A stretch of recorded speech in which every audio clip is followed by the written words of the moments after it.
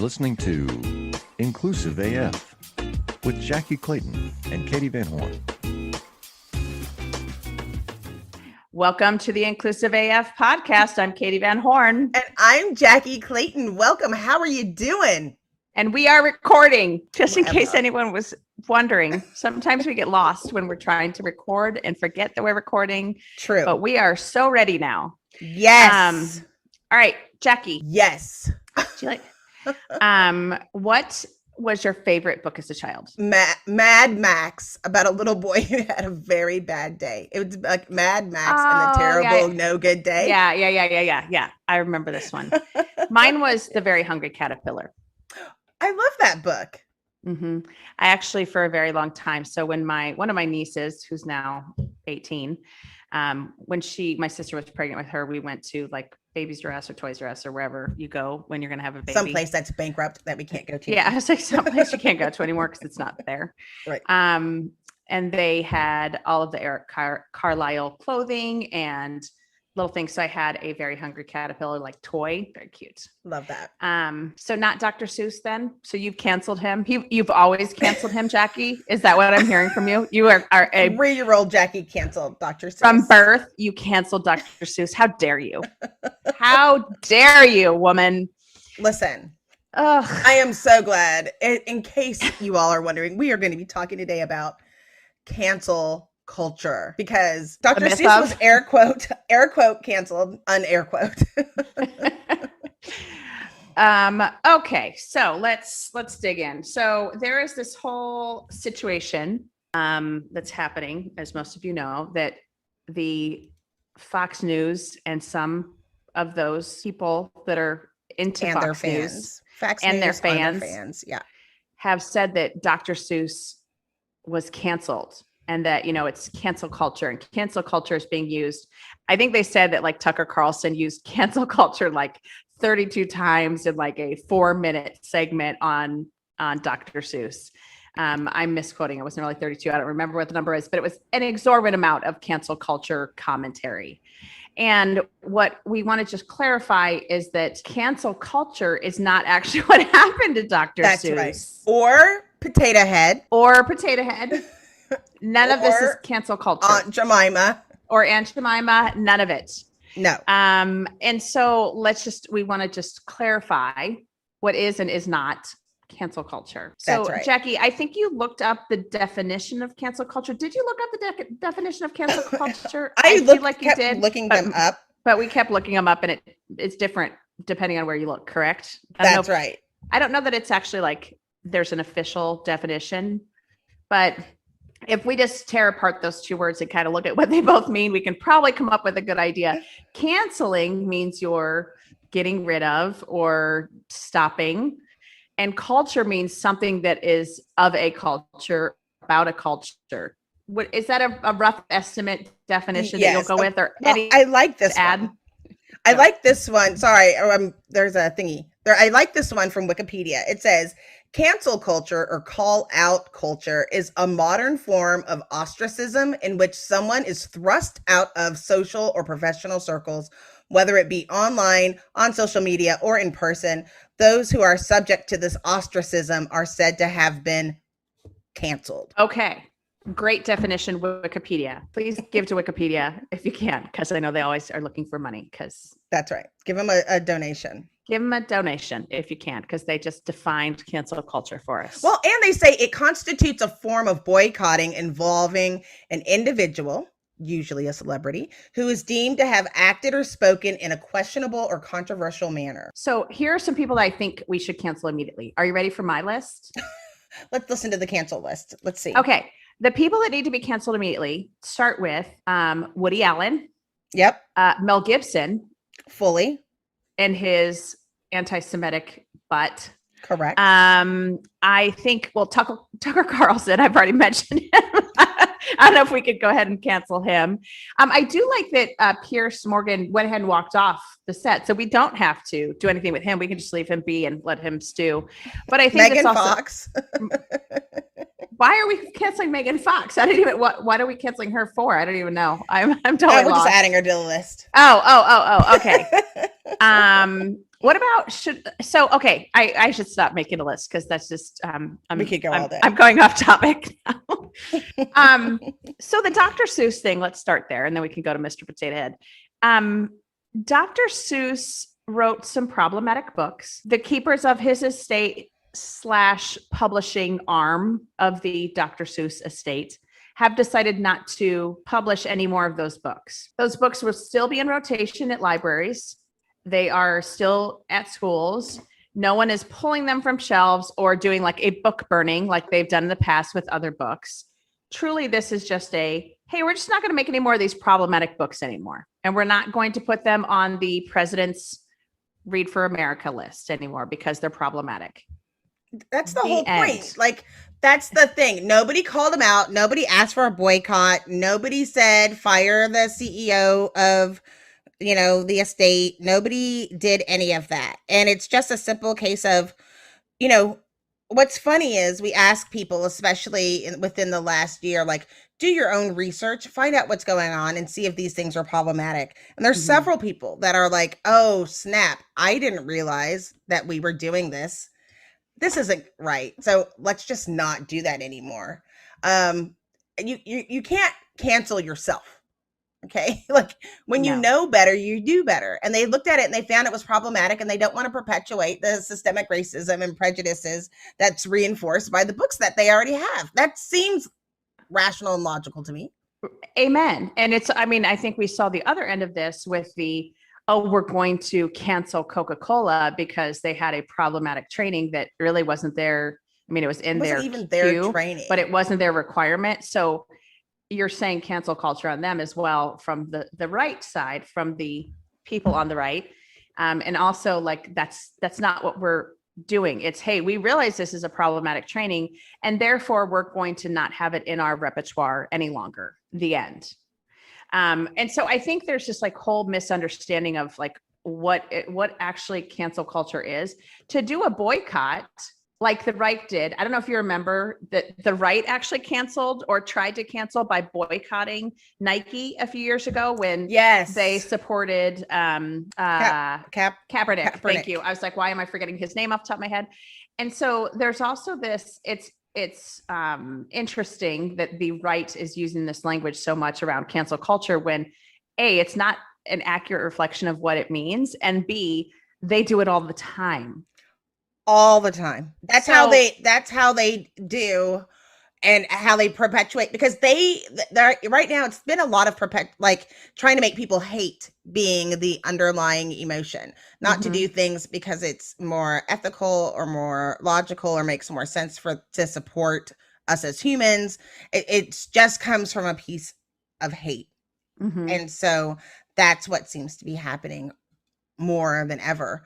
My favorite is when they're like saying that we've been silenced on every TV show possible. Oh, that's that Marjorie Taylor Greene, or is that her name? That was like, oh, I've been silenced, as she's like on the news, literally on the news, talking like, about how she's been silenced. I can actually, but I can hear it. Did someone mute you? And I can my transmission literally hear is coming you. Through.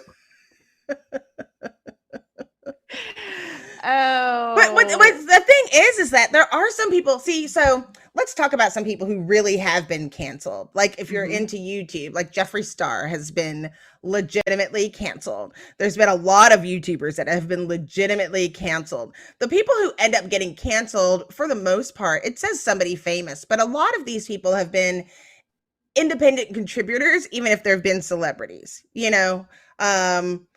and most of it's for doing something actually wrong. What was the guy's name? Harvey Weinstein, canceled.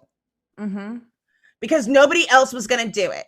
And the reason that people have been getting canceled is for doing something problematic and there being no repercussions. Now, there are some times where people have made mistakes where they want to call somebody out for a statement or a quote. And there have been people who aren't famous for being canceled. Case in point, that woman who said, I'm going to Africa. She tweeted out, I'm going to Africa. I hope I don't get AIDS. Just kidding. I'm white. Got on a flight, landed, and didn't even know her whole life turned sideways. right, To wrong, be or clear, though, indifferent. okay, but let's talk about that example. So Yep. she was fired from the organization. She was like some broadcasting network. Right. I forget Right. where she worked. She was rehired by them. Mhm. She is working for them today. And yes, she had some people go, yeah, you're a horrible human on Twitter. But at the end of the day, like her life didn't really change in any way. She wasn't truly impacted in any way. And so it's the misuse of this language that is That's like, right. You are not canceled. you were not canceled. You had a rough patch because you did something stupid. You were held accountable. Yes, you were held accountable to something stupid that you did. Right. And I think so. Mr. Potato Head is another one where it is. Excuse me, let me correct you. It's just Potato Head. Yes. I beg your pardon. Which again, I do not understand why everyone is so up in arms by the changing of the name of a toy. It's kind Because of like, go. It's not a gender anyway. No. It's a potato. It's a potato. Amen. And like, but I think this is also, it goes to some of the things that, I mean, we could go super deep down this hole. I have been talking in trainings for quite some time about like the socialization of children around sexuality, around gender identity. And it's just this, if you look at cartoons and like think about the Disney princesses Mhm. that are scantily clad, hourglass figure, God bless them. I mean, they're proportionally correct in any human existence, but you know, some of them aren't humans, some of them are mermaids and things That's right. of such. Yeah.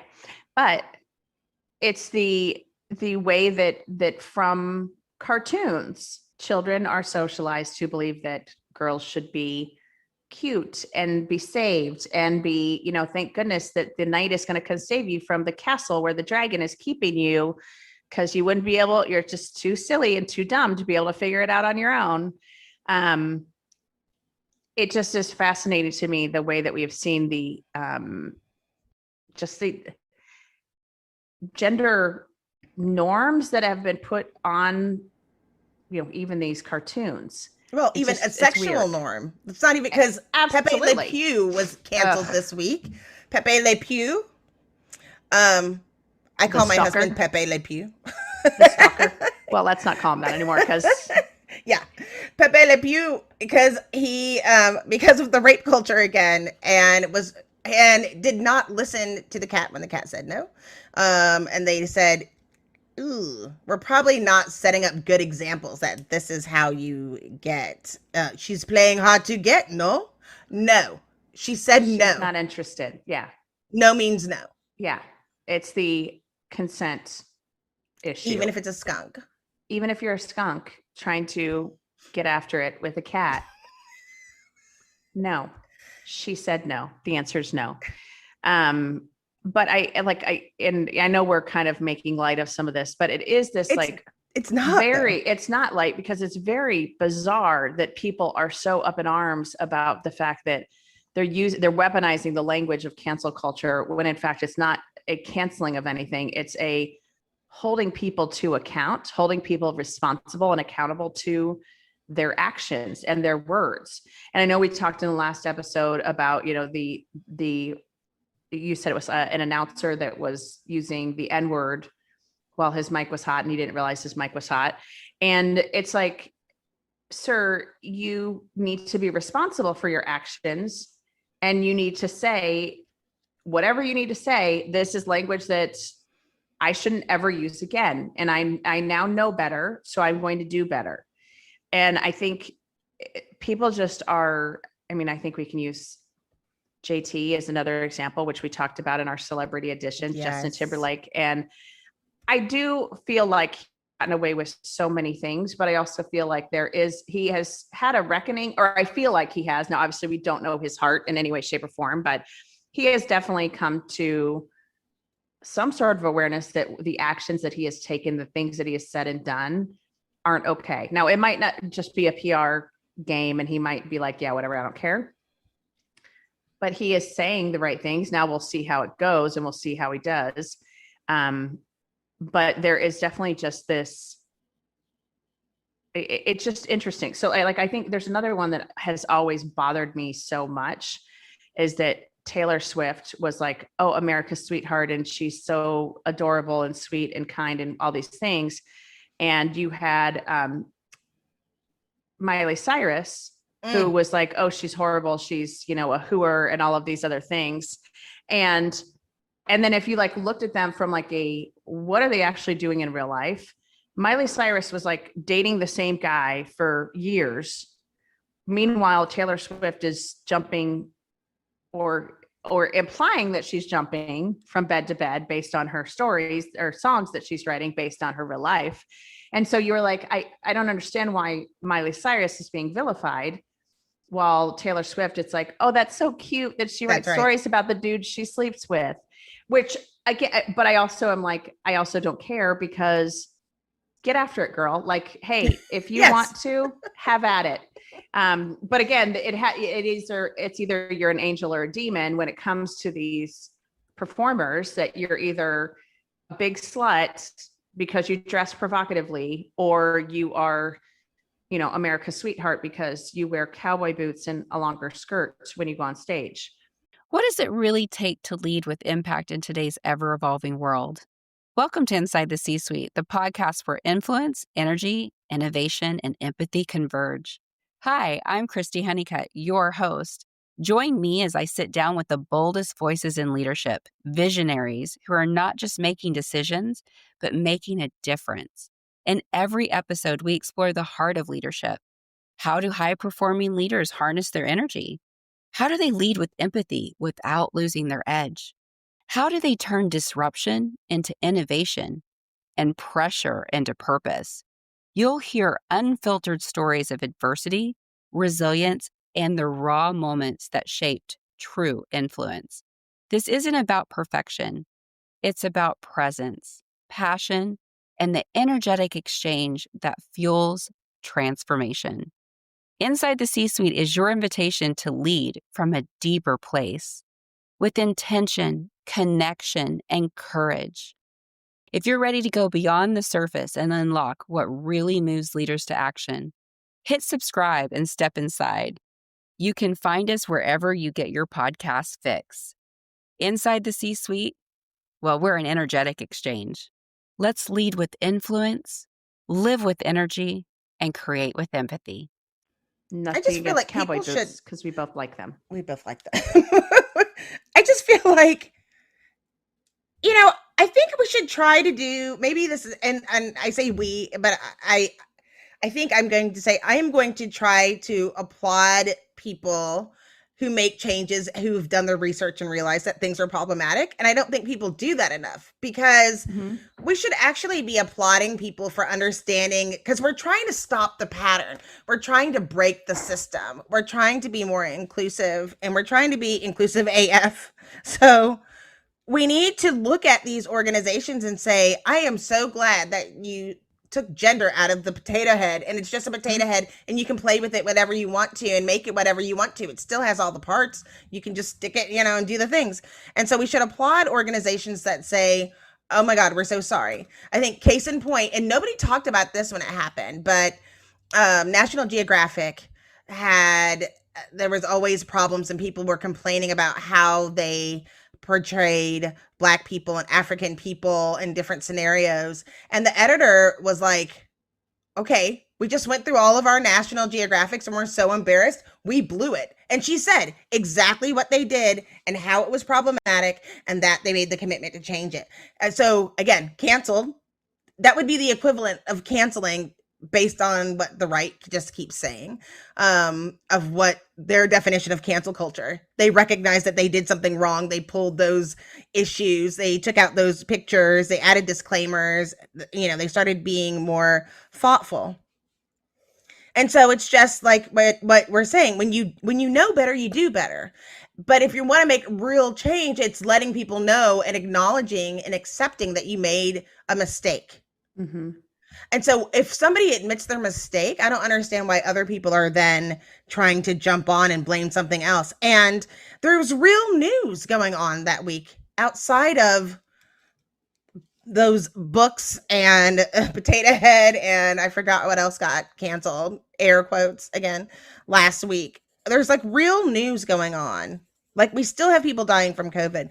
We still have people who don't have jobs. We still have people that, have all of these different issues that are so important to deal with. And they're talking about a stupid book and getting people all riled up again. Like, can we just be calm? Can we just not be angry for a minute?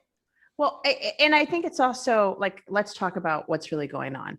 The media's constant need to distract and don't look over there, look over here. I mean, like, I think the other example that has been happening now since COVID came to the US was, the assaults on Asians and Pacific Islanders. And that like has been totally glossed over. And we are seeing more and more and more of these incidences where you're like, how is this not a bigger story? How is this not something that's being talked about by the media all the time? And we have, Michelle Kim, if you don't follow her on Twitter, do so. She has been doing an amazing job of highlighting stories and sharing stories about folks that have been impacted. And so I think there's just some pieces here that we're being distracted by the media by stupid things. And I think it's very telling that what Fox News is talking about is, and I'm using Fox News, I'm going to say I don't know who we should really be. I don't know who we should. I think it's kind of all of the people. Well, we are inclusive as AF. So all of them. All of them. But here's the thing. But I think it happens on both sides of the fence is actually what I was trying to say. It's like, it's the right is distracting from things that are going on that they don't want to like congratulate Biden for. And it's the left. That's right. Talking about things because they don't want to admit that they haven't done what they need to do in regards to certain things. So did you see Biden condemning the hate crimes? Like Trump never did that. No, he was. And for him to go in and say it's vicious and it's un-American and you're scapegoating, and he's like, stop it. I mean, he really does kind of remind me of a grandpa. No offense. That has no reflection on his age, but the way he's like, this is wrong. We have to do something about it, which is language we didn't have. And they're talking about a potato. Like, seriously, like this is major news. We've never seen somebody being so explicit in condemning hate. Like that specifically saying, this is the group that you're targeting, because it's always just been soft and, we have to be better and we need to come together and saying things like that. But he was like, no, there's racist violence against, he said it against Blacks, African Americans. Now he's saying Asian Americans, and he's calling it out and asking people to stop, which is always great because now we know like we're at the step, we're not denying it. So people will hopefully be held accountable, unlike saying there's good people on both sides and then nobody's being held accountable and the majority group gets the benefit. Right. Agreed. And I think that's also part of the whole cancel culture thing. I think is also just a reflection of the times of it's exactly what you're saying. The scapegoating, there's people that are great on both sides. No, like holding people accountable to bad actions. But I also would say like how many things, and I'm going to just talk about myself. I'm not going to speak for anyone else. I would say in the last 10 years, probably longer than that, because I'm a little older than some. The things that I thought were acceptable in my 20s and the things that I did or said or language that I used or interactions that I had with people that I reflect on now and go, yeah, that wasn't okay. Right. And I should never do that again.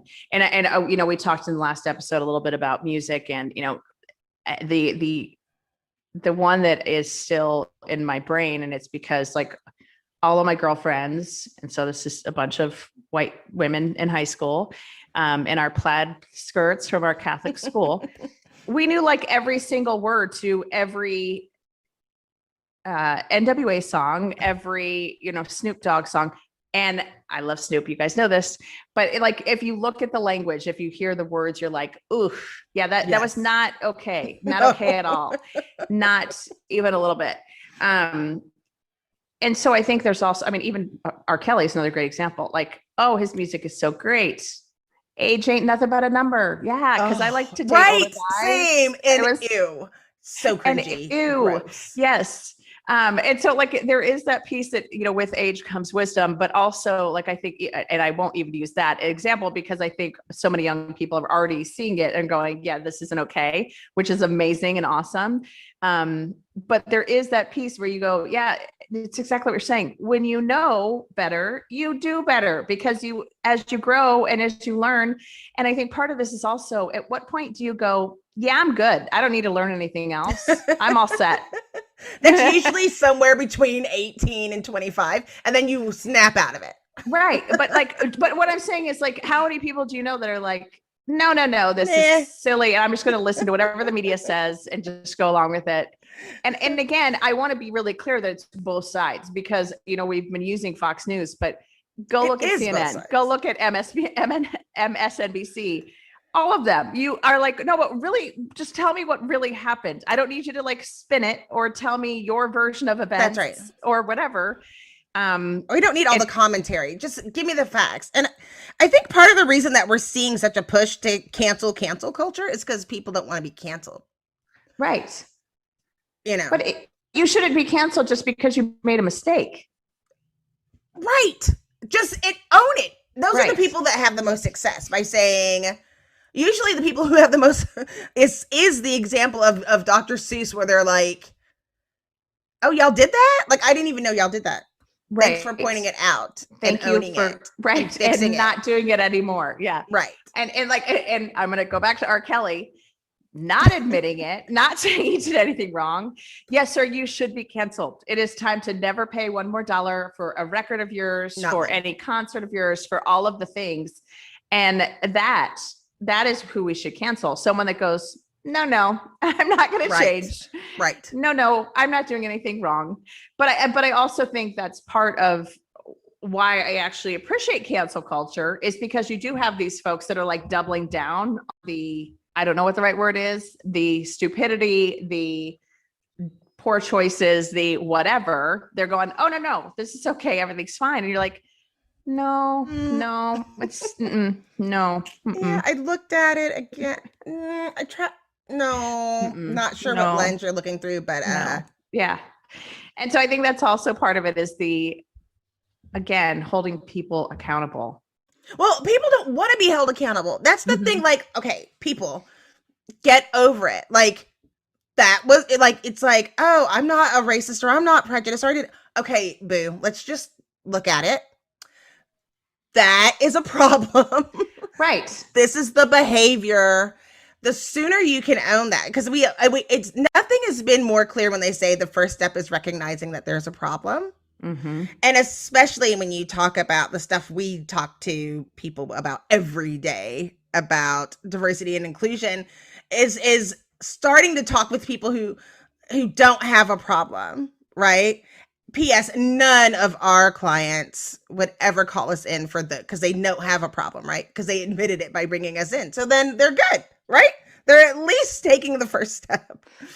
But it's so, people are so into fighting for what's theirs. They just want to fight for what they think is theirs, that they can't get better. You can't ever heal until you realize. And yeah, we are all ashamed. We all have shame, but you don't own. You have to look at it and get past it. And I think we're getting closer of trying to have that understanding and communication. And it's like, I feel like there should be like a cancel court where we go in and say, okay, let's just have a real quick 20-minute conversation. Can you explain this? No.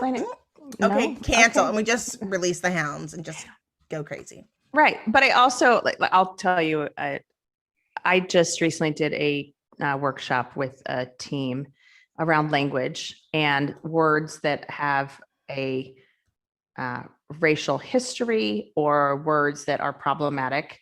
I think, we've talked about language, crazy is the one I think uses the example quite a bit. But if you start to dig in on language, there's quite a few that you just don't even realize are an issue. So tipping point is one that I did not know the like where that word came from, and it's from redlining. And when the tipping point was that the neighborhood had gone too black, and therefore the tipping point had occurred, and don't buy there anymore. And so I'm going through the workshop, and they were pushing back on some of the language and some of the words. And it was like, okay, cool. You're an adult. You get to decide what language you use or don't use. I'm just giving you the background of these words, and I truly was okay with that, because I think part of it is, one of the folks said, this will almost seem unnatural if I don't use some of this language. Some of these I don't use, but then there's some language that I do use, and it will seem unnatural if I just stop using this. It'll, like, my language will be so stunted, or my conversation will be so stunted.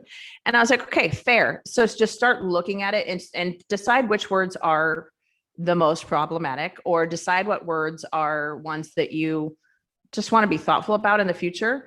And there are some that are worse than others. And there are, like, I think tipping point is one that, again, people don't know the origin of. So they, maybe it is something, and actually Oprah just used it in the Meghan and Harry interview. But you're an adult, so decide what works or doesn't work for you, but be aware that if you use this language, this is what you're really saying, or this is what you're saying is okay.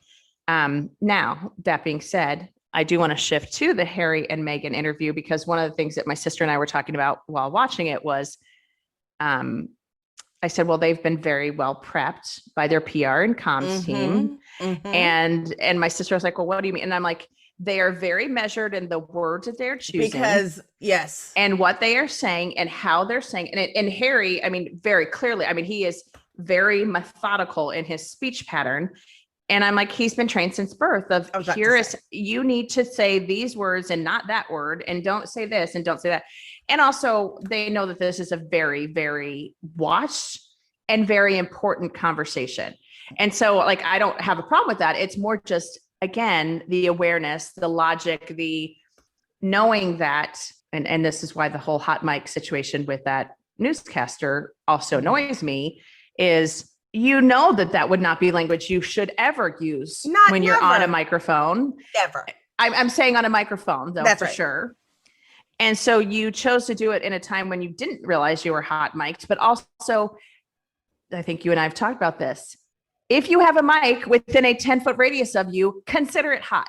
Always. That's right. Always consider it hot. And I more mean from the don't go to the bathroom with That's it. right. I was going to say, especially in the bathroom. Yeah, like, so that's the one that I always am like, how dumb and if you've been doing this long enough, you absolutely know better. Right. So don't use that as an excuse. Oh, I didn't know my audio was on. Your audio is always on. And also, you're a public figure, so you're always being watched. It's like, these pictures that are taken of people, they're like, oh, looks super mad. And you're like, you're literally taking 100 shots in a 10-second period.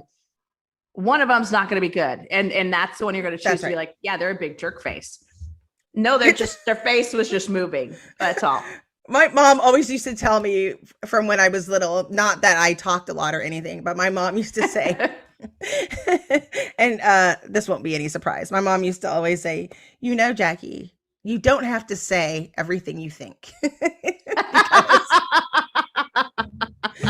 I always had a way of getting myself in trouble with my mouth. And I think that is a good piece of advice for everyone. You have to hold back and see if things, what you're doing. And I'm sure that when Oprah said, so did they talk about the color of your son? And he said, I'm not talking about that. That is not what he was thinking. He might have been thinking, okay, remember to say, I don't want to talk about that. But I'm sure that's not what he was thinking. I'm sure there was a lot of trauma and different things that are going on. But, as we go through these things, it's like, we have to take a step back if we're trying to be inclusive. You just have to take a step back. Just take another minute and say, tell me more about why you think that, or tell me more about where that is coming from, to try for a growing opportunity for both people that are in those situations. But I think, I think that it's ridiculous. What's getting me pissed off and riled up and triggered is that most of the response to those kind of situations is based on one tweet, one Facebook post, without fully understanding the situation. And can we just educate ourselves? Like, we have to do more before you make a statement, and you don't have to say everything you think. Mm-hmm. You know, take a step back. I don't understand why it's such why people give it a hard time, like you're hurting people, and then saying like people are stupid or this or that. If you're hurting a group of people, let's just not do that. Agreed. And I'm going to caveat what we are talking about, though, as well. I'm going to go against what I just said a little bit. Are you ready? I'm ready. Okay. The caveat to that is you shouldn't have to measure your language or your speech because of your gender, because of your race, because of whatever other thing has been put on you that you shouldn't speak this certain way, you shouldn't act this certain way. It's the women should always be smiling. It's Serena Williams, you reacted to the ref in a way that John McNamara has reacted to a ref. John McNamara is not in this equation. I beg your pardon. Sorry, John. Tennis. Yeah, sorry, whoever I just said. But that guy used to like freak out. He still is like, he is known for reacting in an angry and very public and very boisterous manner. Serena Williams does it, and she's an angry Black woman. Yeah. So the caveat to me is, yes, measure what you say, be thoughtful about what you say. If it's hurting someone, stop it. Right. And also, let's stop judging people based on their gender, based on their race, if they are reacting in a way that most normal humans would react. You're talking about one of the most important matches of her life. And yes, she should react in a boisterous and emotional way if something's wrong. That's all. I will tell you, thank you for that. That makes sense. And it's really like, I'm speaking more of the language and not the tone. Like, there are words that are just, we know that we don't say and we need to take out of our vocabulary. But I will tell you something that's kind of interesting that happened last week, kind of in regard to this, about like saying something to hurt somebody's feelings or learning and doing better. Somebody asked a friend of mine who was working in diversity and inclusion if they felt bad because they weren't including white people. And are they creating an environment that is problematic for white people? And I was like, what did you say? And it freaked her out to the point where she didn't feel like she could say anything. And she just got angry, but didn't say anything and started crying and got very emotional. Didn't want to come off as angry Black woman. Wasn't sure, it was like in a sales type of situation, wasn't sure if the person was right, and started feeling about, a certain kind of way. And so I had a conversation. They wanted to bring me on the conversation just to have a call because she was concerned about it. So I talked to her and some of her coworkers, and one of her coworkers was like, well, maybe they didn't mean it like that. Like, maybe they didn't. And I said, stop. I said, no one goes to a vegan and says, well, what about the farmers? What about the cows? What about all that milk that the dairy farmer, don't you feel bad about? Nobody does that to a vegan, right? No one says anything to someone who wears Nike and says, well, what about the people at Adidas? Don't you feel bad about the? That was on purpose. That was targeted. And it was a Black woman specifically. And I was like, that was on purpose. And so we had to have a full conversation. And then the woman said, I've never felt supported at work before. Thank you for sticking up for me and saying something, because I've never been supported. And so for everybody listening, we always say, when you see something, say something. But understand, like, if you see somebody and they're saying that something is people feel like they're getting canceled, or they're feeling like their actual feelings are getting canceled, they're feeling like they're getting wiped out, just just be there for people and try to be nice, and don't let people hurt people in the name of, I don't know, Americanism, because that's most recent example of what we are continuing to see kind of cast over in the beginning of the year. Pace of change in the world of business is fast, and that drives incredible complexity for the world of human resources. Welcome to the HR Data Lab's Brown Bag Lunch, a series of conversations with experts inside and outside the world of human resources on how to innovate, measure, and evolve our practices. Our goal is to help provide you with practical examples of how HR has to change and to meet in this complex business environment. Every week, we'll talk to new and different voices on all aspects of human resources. And guess what? You get to chat with us live. Live? Live. So they can answer questions or they can ask us questions. They can ask, they can answer, whatever they want. They get to talk with us live. That's awesome. Sometimes we geek out on the data and technology that underlie the processes that drive the world of HR. But the conversations are always insightful and fun. So please enjoy the HR Data Lab's Brown Bag Lunch. Yeah, that one is bothersome on so many levels, because I think it's the response back to that person is, if I was just speaking to white men, would you even notice? That's right. If I was only speaking to white men, would this even be a conversation? And meaning, would that person defend people of color the same way that they're trying to defend poor white men? And I say poor white men, like poor white men, because like I told you the story before, where I have done presentations where the only visuals I've used have been people of color.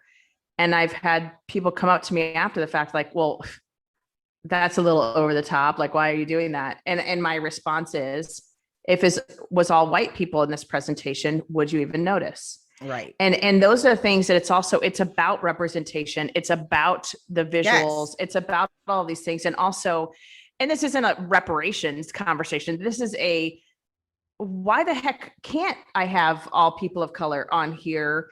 And, for the amount of times that they have been underserved, underrepresented, underseen, why can't I do this? Like, and why is that wrong? I was like, so tell me about that. Are you, if I was on the conversation, say more words. Because someone said, I was like, feel free to call me into the conversation. She goes, well, I don't want to put you in that situation. I was like, oh, no. That is my training. That is like, you saw Rocky. He was just waiting for the big fight. I love those conversations. I thrive on those conversations. Usually in those situations, that's what I would say is, tell me more. Tell me more words about that. Do you feel like white people are being marginalized? Explain to me how that is happening. Is that something that's occurring in your office right now?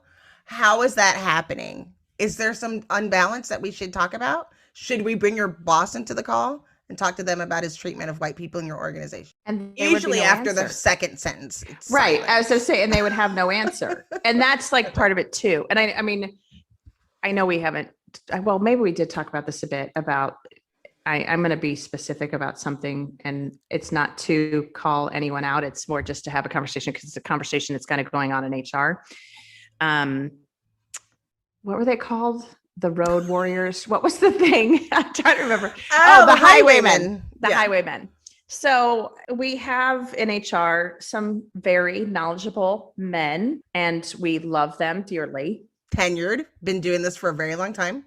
Amen. Very smart, good speakers. Yes, all of those things. And we had a gentleman create a conference or a conversation. I think it was his podcast. I believe. That he was going to have these folks on as the highwaymen, and a highwayman is a reference to like a movie, right? Or something. I don't even know. What is the highwayman? It was like I think it was a movie. Yeah. Or no. Oh, no. It's no. I know what it is. I remember. It's like Chris, it's like a bunch of country music legends. Like Willie Nelson is one of the highwaymen. And I can't remember Christopher. I know what you're talking about. But anyways, they were the highwaymen. And so cool. That's great. The visual was 4 white dudes on a poster. That's right. And there was quite a lot of feedback of like, seriously, like, where is the diversity here? This is not okay. And again, knowing that we all love these 4 people that were highlighted on this poster, but it was like, okay, where is the diversity here? And the response was, here are 10 white women that you can talk to. Yeah. And there were quite a few of us that do diversity. So I am a white woman, and I was like, ugh. How about some people of color? How about some other things around diversity? The dimensions don't always have to be gender. The dimensions don't have to be race and ethnicity. There are other dimensions of diversity that we can actually talk about. I don't know if y'all are aware. And there has been, quite a few conversations around this topic since then, but it is the person you said that you spoke to and was like, oh, okay, I get it. Yeah. I'm on his podcast. I was the angel picked from the heavens to be his first diverse guest. What he said, one of the things that he said that I understood that made sense in his little world was that he said, I just thought it was funny. Like, I know they've traveled together and they've worked together and done all these things together. So I just thought it was funny. I didn't understand why it was problematic. And then he said, after that, I started looking into it, and they're right that there wasn't a lot of people. And he said, if you would have asked,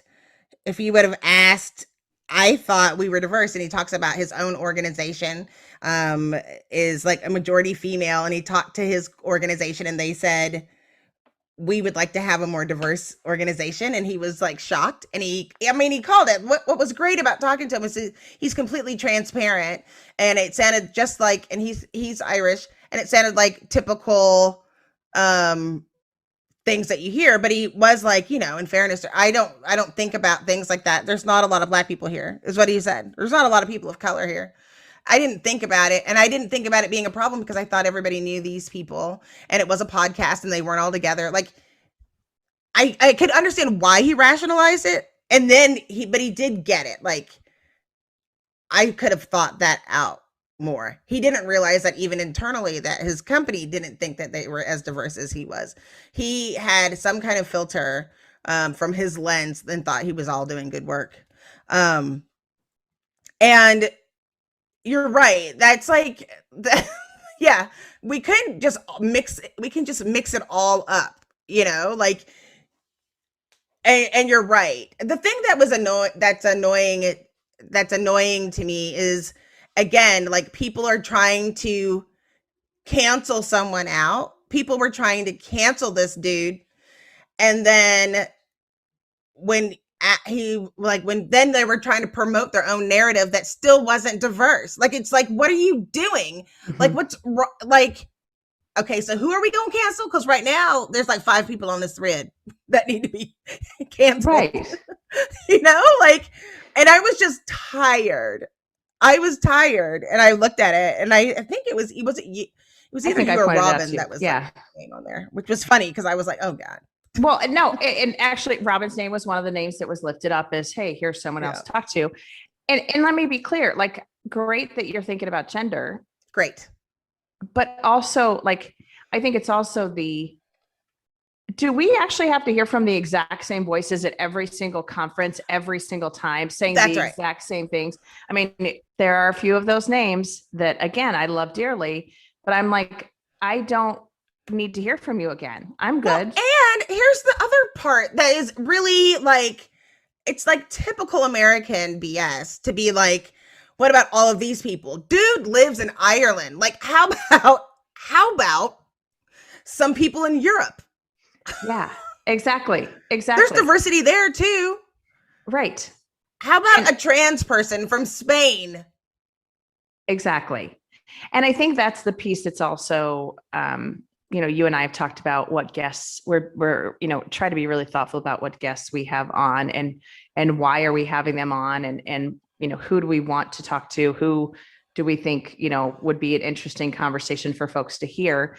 But I also think you and I both have been very, try to be really thoughtful about who's showing up. Yes. associated with us. And I don't mean that in like we're so cool and we're not inclusive. No. We're trying to be extremely inclusive. And that's part of it, is like, as we're reaching out to folks, say, hey, we'd love to have you on the podcast. It is really a thoughtful and very intentional reach out. And we're trying to be very intentional about who we're talking to. I think it's also, whose voice have we not heard? That's I right. think Rowdy Duncan is a great example that, we had Rowdy Yes. on a few weeks ago, and he's one that, I think he has, I don't think he's been on a lot of podcasts. He has his own podcast, but I don't think his voice has been heard. And so for me, as I'm doing some work with different clients and meeting new people and learning new voices and learning new things, I'm like, oh, this person would be awesome to talk to. Yes. God, I would love for them to share their story on the podcast. And I think that's part of it too, is like, how do we also just think about whose voices have not been lifted up before? That's right. Not that we don't love the people that we hear from at every conference. Everybody they're all have a place, but it's important that we are inclusive of, and people that we're trying to make space and give people a voice that may not have always had a voice. And I'm looking forward to our guest that we'll be having, like from the fashion industry. Like, not everybody has to be in HR, and talking about different things. And I think it'll be fun to talk about some of the situations that will be helpful to our listeners, especially in HR, to hear some of these stories. I mean, part of getting this right is to be shown these situations so that you can kind of start building your action plan. Like, how should I deal with this? Or how should I think about this? And what can I do in order to make, the world a better place? I'm not trying to be so like Greenpeace or whatever, but I still think that ultimately this is the leadership trait. Like, you hear about what skills do we have to get as we move into the next year, especially with evolving technology. No. The skill that you need is inclusion and making people feel a sense of belonging. That is the school that you need to tighten up on. And the only way you can do that is to put yourself in these various situations. And trust me, like, you can reach out to people through LinkedIn, through Twitter, through Facebook, like actually talk to a person. There is no need to guess. And hopefully we'll have enough guests here that it definitely does not replace talking to a person, but it can help enhance those things. And so for everybody listening too, it's great. Let us know if there is a particular topic or a person that you think we should talk to.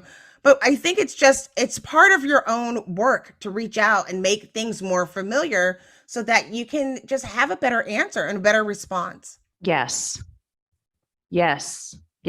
to all of those things. So, final words on cancel culture. Don't be stupid. You don't like it that one when I say that. Keep it simple, stupid. Kiss. No, I just think that it's like, use the real words. Just stop using trendy words. There are so many words that are out there. Don't call it cancel culture because somebody else did. And if you see it on the news media, find out the definition and come up with another word on purpose to make sure that you really mean what you say. That's a lot of final thoughts, wasn't it? That's a lot of final thoughts, but I think they're all right. Mine is do your own research. Yes. Because I think we all are becoming these, lemmings that are just going, oh, well, Fox News said it. Oh, well, MSNBC said it. Oh, well, CNN said it. So it must be true. No, go out and do your own research and understand what is actually happening, not just what you think is happening or what someone told you is happening.